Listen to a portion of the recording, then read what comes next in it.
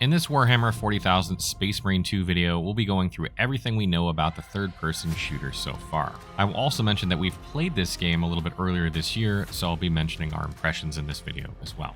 Space Marine 2 is the highly anticipated sequel to the 2011 third-person shooter of the same name, Warhammer 40k Space Marine. This time around, the sequel is being developed by Saber Interactive and published by Focus Entertainment. The game is set in the grimdark sci-fi universe of Warhammer 40k, where humanity is beset by countless enemies, both alien and heretical. The game follows the exploits of Lieutenant Titus, an ultramarine and veteran of countless battles, as he leads his squad of Space Marines against the Tyranid invasion of the planet of Sedna. For those who aren't familiar with the lore, a Space Marine is a superhuman warrior and agent of the Imperium of mankind. They are considered the Emperor's greatest defenders. They are further divided into chapters, each with their own cultures, histories, and practices. Space Marines are genetically enhanced and undergo rigorous conditioning to become the ultimate warriors of destruction that can be pitted against any enemy in any environment. They wield massive weapons that normal humans could never even dream of using, such as a fully automatic bolter, deadly chain swords, and plasma guns. The Space Marines tower over humans, with their average height being about 8 feet tall, but are made even more gargantuan with their massive power armor. The presence of a Space Marine is quite rare, as evident by the absence in Warhammer 40k Darktide, or the fact that there is only one of them so far in Warhammer 40k Rogue Trader. Usually, Space Marines are called in as the last line of defense for the Imperium of mankind.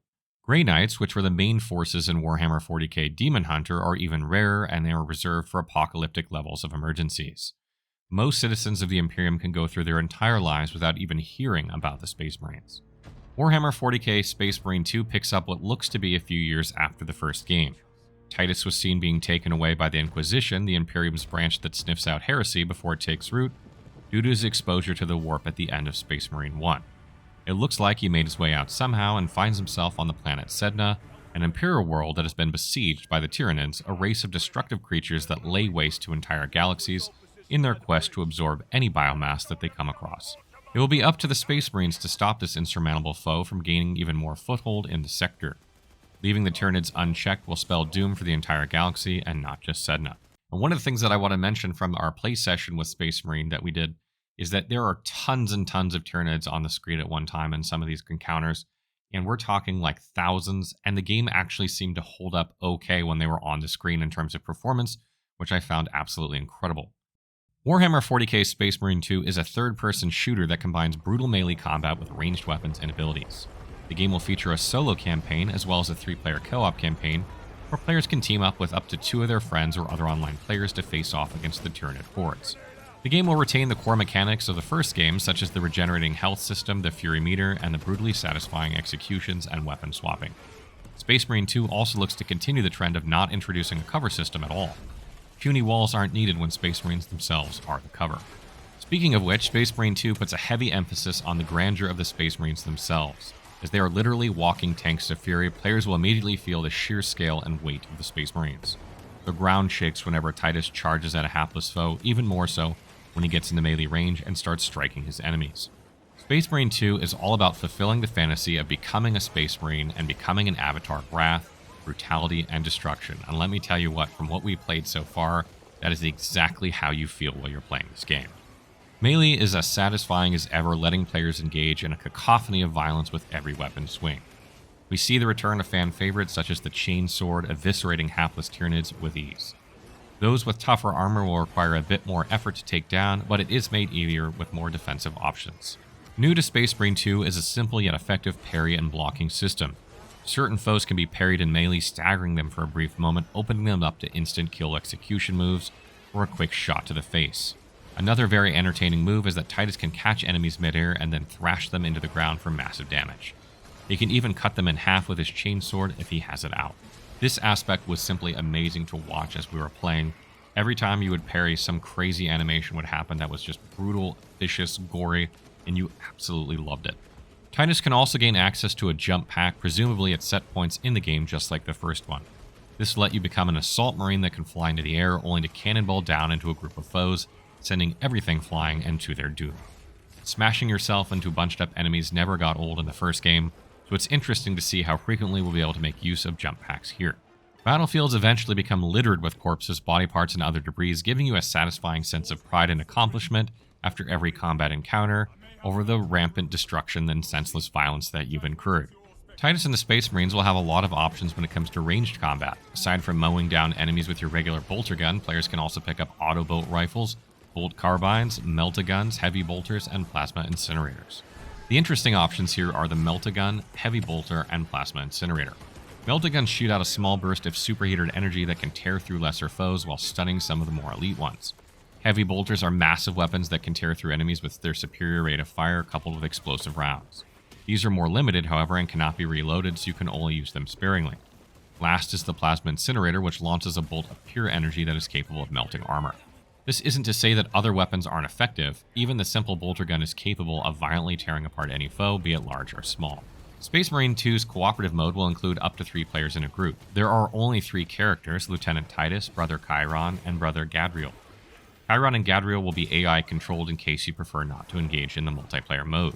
All 3 of the Space Marines will fundamentally play the same in the sense that you're all hardened walking tanks. You'll have the same basic moves in melee and have the same options when it comes to weapon choices.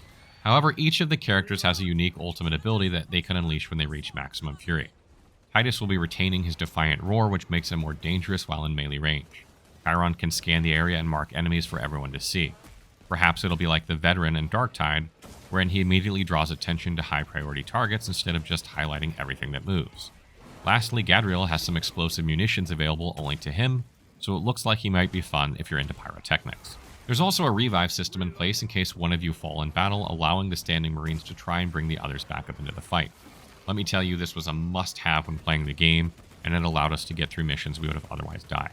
Note that it hasn't been announced just yet whether the multiplayer will have any form of cross-platform or cross-progression support. Space Marine 2's visuals are a huge step up from the 2011 original, both in terms of the technical side as well as the artistic direction. Due to the developer's choice of limiting the sequel to current-gen consoles and PCs only, they can create some very intimidating displays. The Tyranid swarm is constantly on full display in Space Marine 2, be it up close or at a distance. There are some moments when you can see that this is truly a war because of the scale of everything. As I mentioned earlier, sometimes there are hundreds or thousands of Tyranids on the screen at the same time. The aliens are so many that they become a literal sea of horrors ever flowing closer to you and your allies. The technology being used here is impressive, as each of these are individual entities in the game world that you can shoot at. As the Tyranids are on full-scale assault here, we can see a wide variety of strains. Everything from the cannon fodder Termagants to the iconic Tyranid warriors who wield bone swords to even psychic zoanthropes are represented in the game. As expected, each type of Tyranid will have its own unique behavior. Termagants and Hormagaunts will try to swarm and overwhelm the player as they are weak individually. The bigger Tyranid warriors will face Titus head-on, either in direct melee or with venom cannons that can penetrate even a Space Marine's hardened power armor.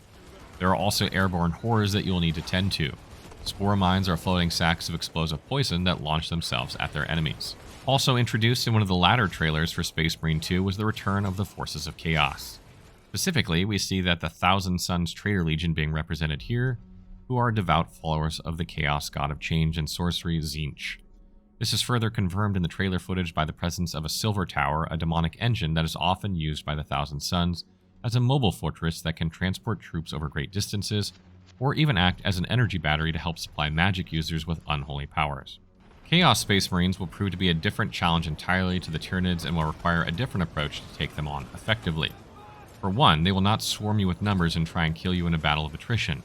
Instead, Chaos Space Marines are also formidable in their own right, being Space Marines themselves. They have been trained and equipped similarly to Titus and his battle brothers, but have the bonus of being touched by chaos. Essentially, this means they have demonic powers under their belt, which often take the form of dangerous warp powers from their sorcerers or mutations that greatly enhance their speed and strength. Oftentimes, the forces of chaos would summon lesser demons to do their bidding and act as cannon fodder to spread disarray in their enemies' ranks. What sets the Thousand Suns apart from other Chaos Space Marines is their affinity to magic and their thrall soldiers. The Thousand Suns have suffered from a curse known as the Rubric of Ahriman that was supposed to cleanse them of their imperfections. Instead, the bodies of the non-psychic turned to ash. The ranks of the Thousand Suns became, and still is, a mass of animated armor devoid of any free will. Only 2 specific types of Chaos foes were shown off, the Scarab Occult Terminators and the Exalted Sorcerers. The first are powerful Terminator armors that have been animated by the essence of former soldiers. Exalted Sorcerers are just that, extremely powerful magic users.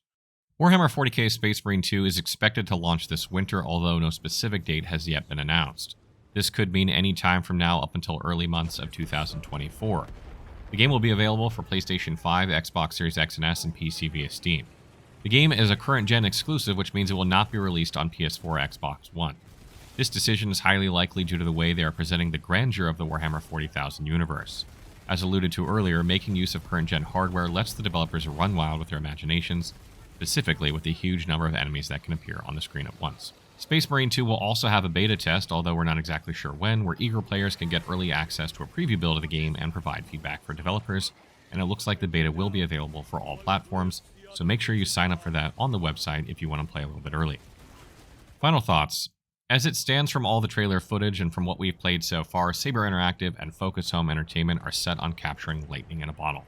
They have extremely large shoes to fill, as the first game was a cult classic that could be considered one of the best Warhammer 40,000 games of all time. However, it looks like they have all the ingredients they need to make this second entry a success. They have the amazing look and feel nailed down alongside a new apocalyptic level threat looming over the horizon. The essence of the first gameplay looks to also have been preserved quite well, but enhanced tenfold. Also, the addition of the co-op mode is sure to bring in even more fans of the franchise.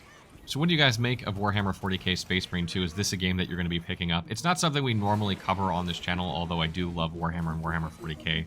They're some of my all-time favorite franchises. Huge fan of the Dawn of War series. Tragedy what they did to that. But what do you guys make of this franchise? What do you guys make of this game from the gameplay so far? Are you guys going to be picking this up? Let me know in the comments below.